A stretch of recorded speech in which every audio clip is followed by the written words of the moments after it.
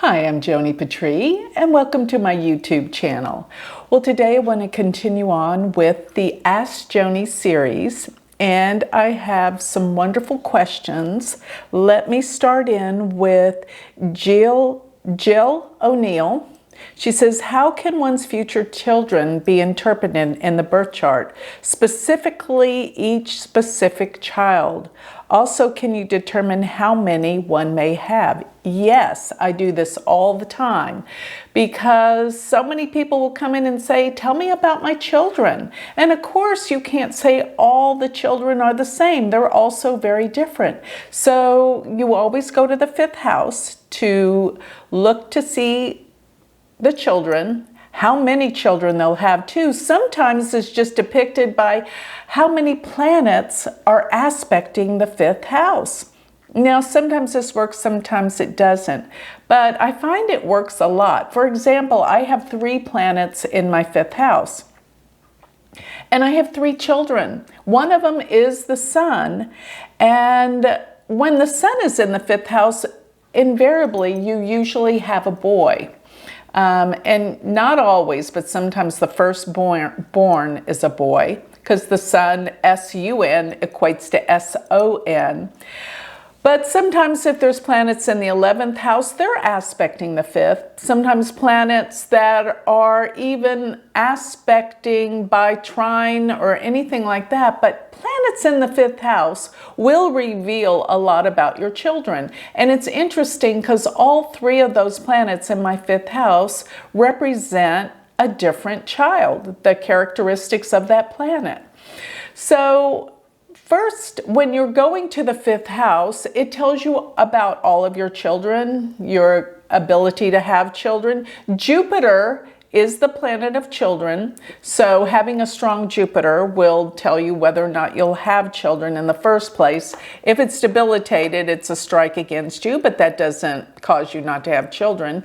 But the planet that rules the 5th house, plus planets in the 5th house, and planets aspecting the 5th house tell you your ability to have children and the possibility of how many. And also, you can tell if they're girls or boys depending on if the signs that rule the 5th house or the planets in the 5th house are male or female. And of course, we're going to think of Mars as boys, the Sun as a male, Venus, Moon as girls.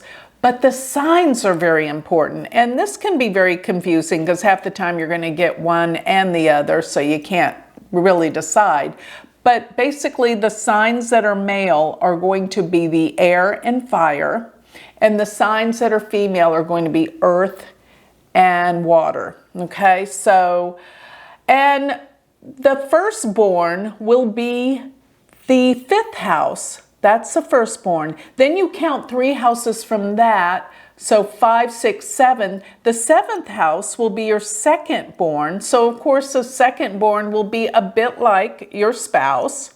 And the thirdborn will be 3 houses. You continually take 3 houses away. So you'll go from the 7th to the 9th. 7th, 8th, 9th. The 9th house will be your thirdborn, therefore the 11th house will be your fourthborn, continuing on around. But not only do you just go to that house and look at it, what you do is you make that house the new ascendant. So if you're looking at your thirdborn child, you go to the 9th house, you make it the ascendant, and you read that chart as though it were their chart. It works perfectly. So you would read their chart as though it were their chart, including even the transits that may be occurring in your chart. So the 9th house would be the first house, and any planets in the 9th or, continuing on around. Even if you go to the 3rd house, could tell you, because it's 7th from the 9th, when your 3rd child would get married. You see? So that's the answer, and there's more to it than that, because there's also a divisional chart called the Septumtia chart, the D7, that tells you more about children. So that's a lot. There's a lot to it. So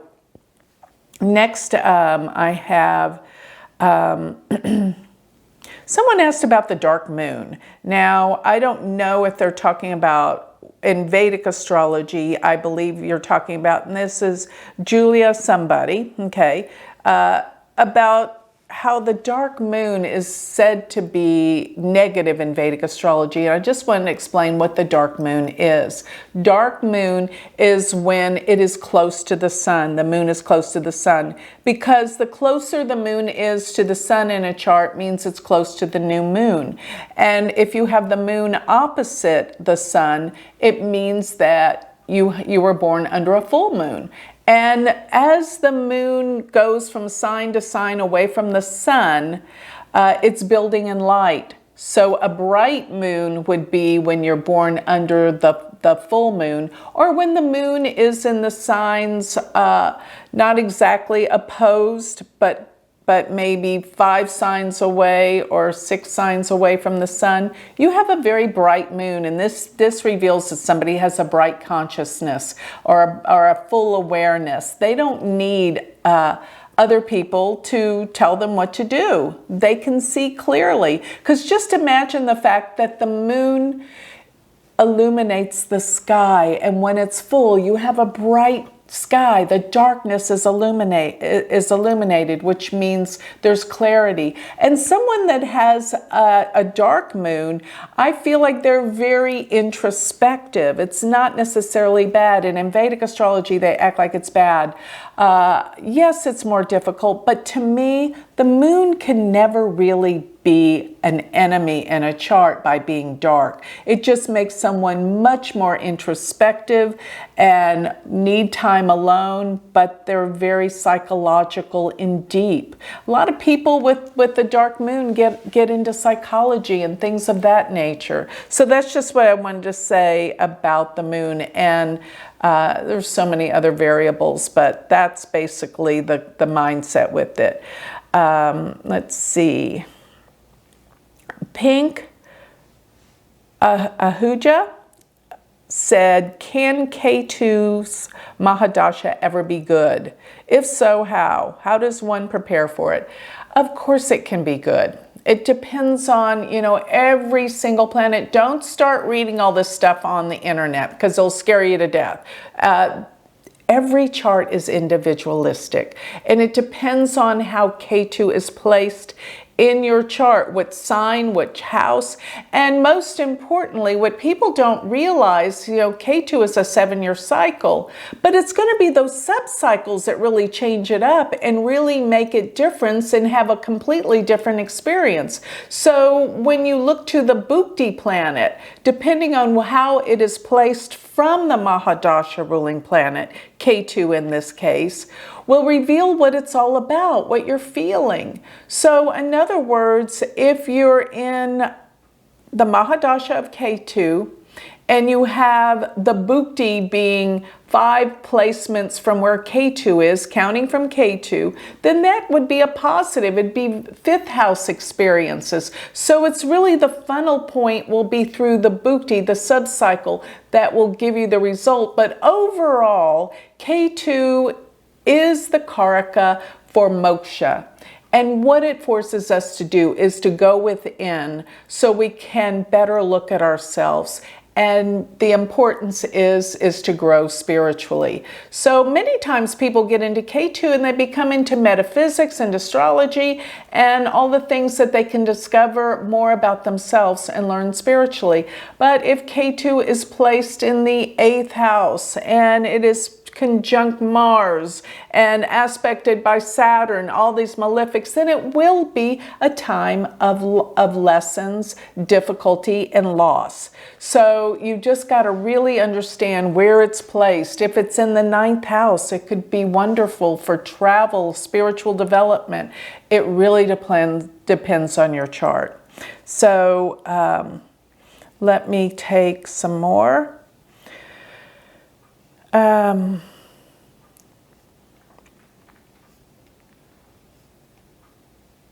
Okay, this Noel Julian wants to know my thoughts on Jyotish gems.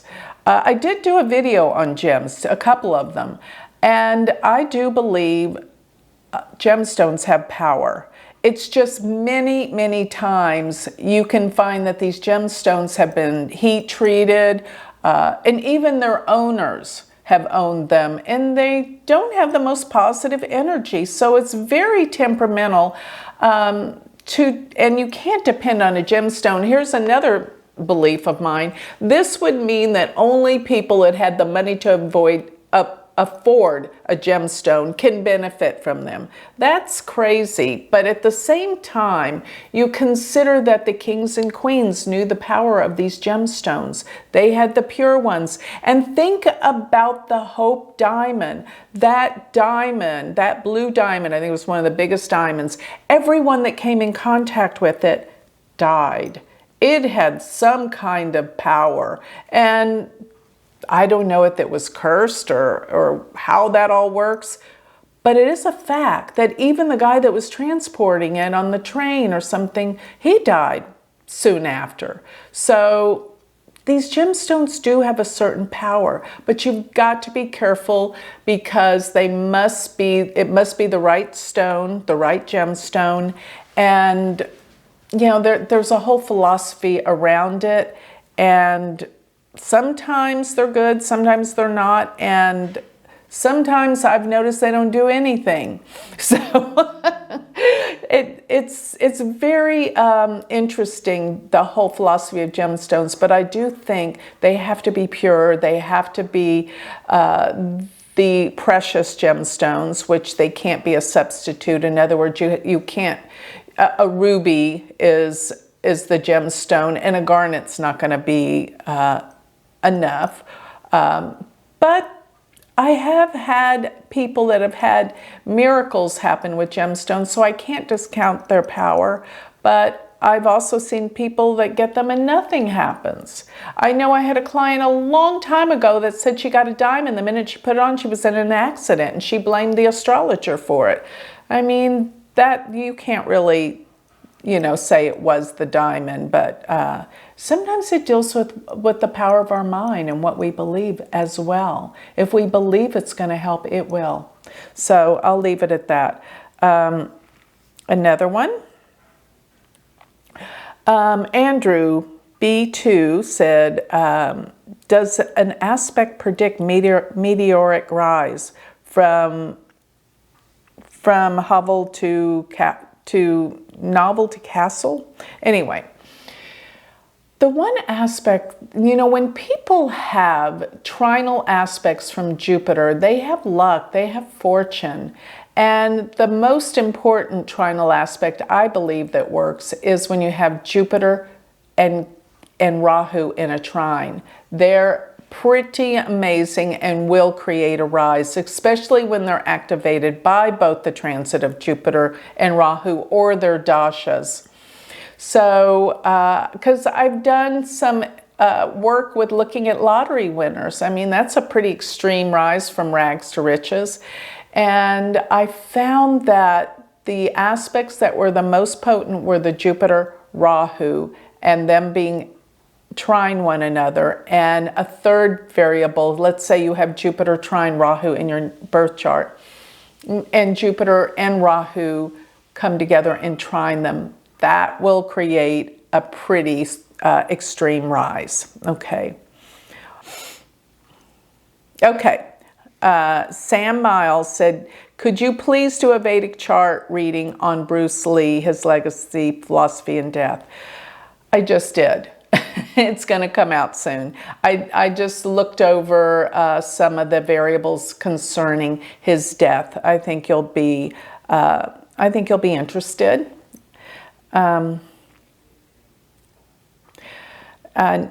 Natural Debbie said, in what ways can a debilitated Saturn in Aries, that retrograde natal chart, act on being exalted? How does that happen?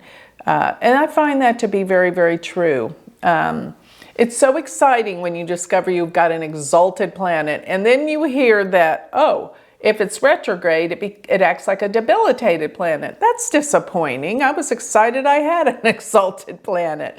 No, but, and vice versa.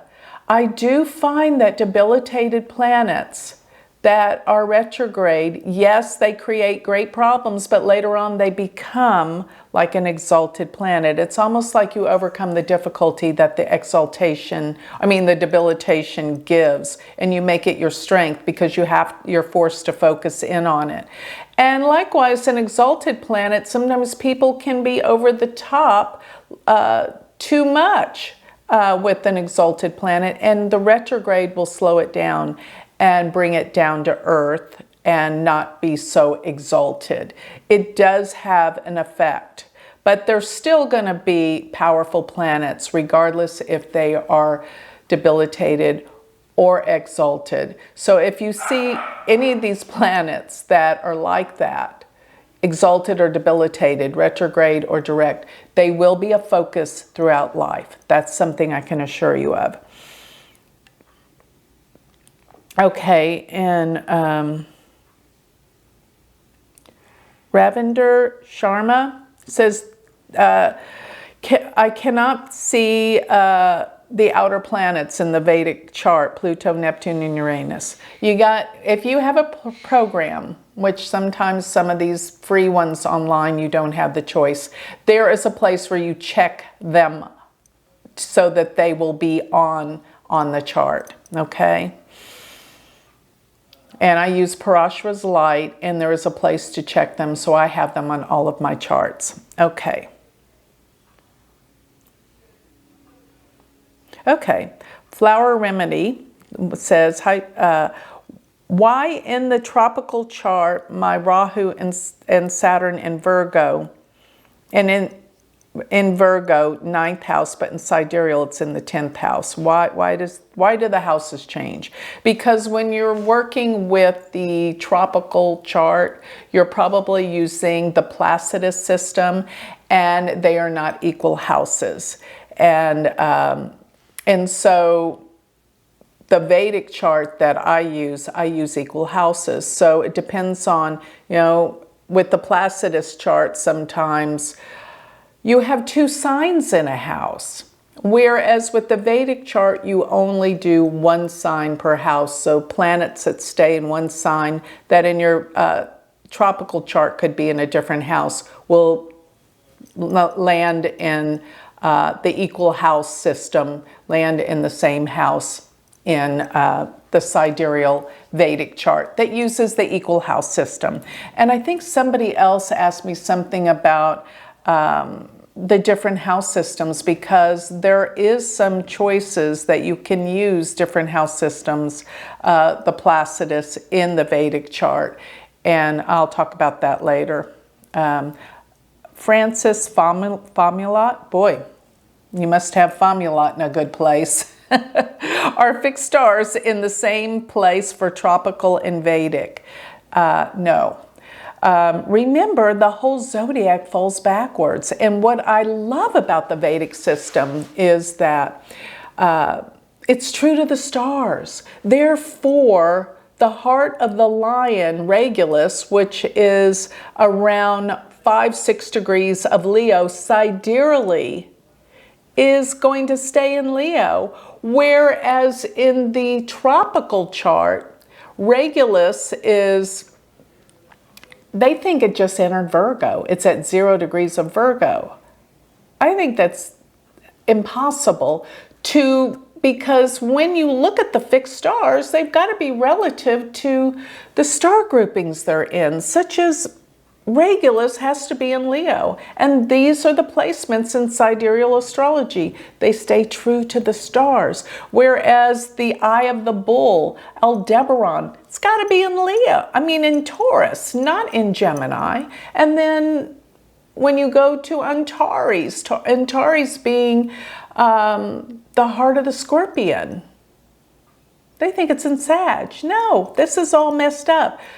These fixed stars stay true. But remember, just like the planets, everything falls backwards 24 degrees, so do the placements of the fixed stars. Okay. Okay. Loan audits, Cal LMH says, how can earthquakes be predicted? Are they the same as hurricanes or tsunamis?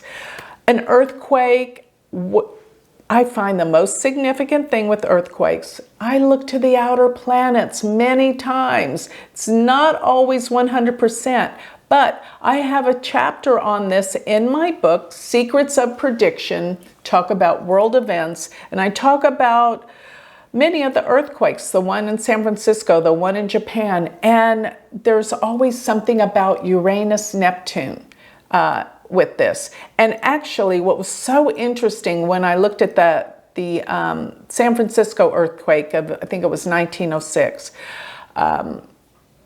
Uranus and Neptune were exactly opposed. And Mercury was at the exact midpoint, triggering those two oppositional planets. And Uranus was very powerfully placed in the earthquake that happened in 2011 in Japan. So you're going to find these outer planets, and the faster moving planets are the trigger, such as Mercury triggered that long-standing opposition of Uranus and Neptune. So I find those outer planets, particularly Neptune, believe it or not, is one of the indicators for earthquakes. I know it doesn't make sense, but when they talk about Poseidon throwing his spear to the ocean floor and it shook the floor, that's symbolic of tsunamis and earthquakes. So yes, tsunami is a part of an earthquake. It is the earth changing and vibration. But hurricanes are quite different. Hurricanes deal a lot with Rahu and Ketu, and I've noticed a lot of them deal with water signs and Gandanta planets. Which Gandanta planets are when a planet is in the last few degrees of water. And I know it's also considered the first degree of fire, which is Gandanta, which actually relates to drowning. But it was the time of when the hurricane hit Houston, and then that year Houston, a couple of years ago, and then a week later it hit Florida, another one. And that was when Rahu and Mars were Gandanta in Cancer, which means there were 29 degrees of Cancer. So, yeah. You'll see there's many things, but those are the main variables that I know of. This is a fun one. Angie wants to know, Angie H., should I look for tropical or Vedic signs for my tarot readings? Well, you know, I do tarot cards. I've done tarot cards as long as I've done astrology. And I must say that when I was doing Western astrology, I looked at the tarot cards in that way. But I have to say that I believe the sidereal system is the true placements and where the planets really are. So at this stage of my life, I would definitely look at the sidereal placements relative to the tarot card readings you're referring to. So with that, all of these questions, I hope I have answered some of your questions, and I will keep this going. So thank you for joining me. Remember, if you want to take this to the next level, join my University of Vedic Astrology. You can really take this deep. And we have a wonderful community. It's all online, and we meet weekly for live classes. So check it out. It's universityofvedicastrology.com. As well as, don't forget to sign up for my free newsletter. Go to my website, which is galacticcenter.org. Thank you.